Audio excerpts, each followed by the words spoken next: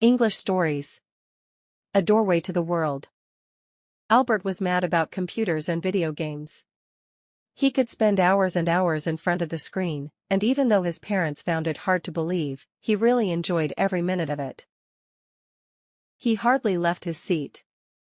When people encouraged him to get involved with normal life, he would respond, "This is my doorway to the world, there is much more here than you realize."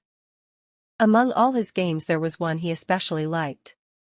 In it he would move a character around, collecting turtles on an infinity of levels and screens.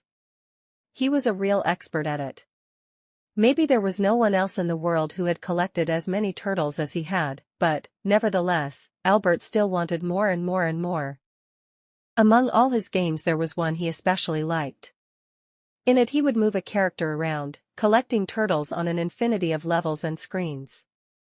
He was a real expert at it.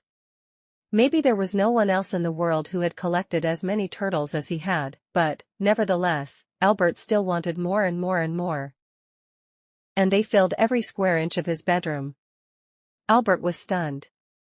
He couldn't believe what was happening. But after pinching himself, he shut down and started the computer up many times, and called to his parents to see if he was dreaming this. As it happens, he had to accept that on that day something very strange was happening. On entering, his parents put their heads in their hands. Seeing that the turtles were staying in Albert's room, they decided to make them his responsibility. Looking after thousands of turtles, day after day, was no easy task. Over the following days Albert set himself to learning all he could about turtles.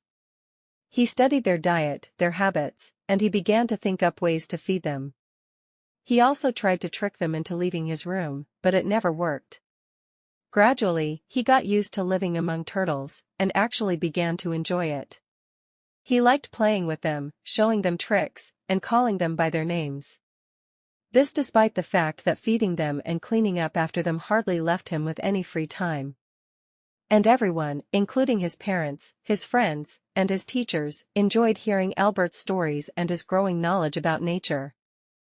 Finally, the day arrived when Albert forgot about his beloved computer. He now much preferred living with his turtles, learning about them and watching the way they interacted. He went out into the countryside to see how they lived there. He felt happy that they were part of his world. That same day, just as quickly as they had arrived, the turtles disappeared. On finding out, his parents worried that he would return to his video games and go back to being grumpy, but that didn't happen. Albert didn't shed a tear. Nor did he waste a second looking for the turtles.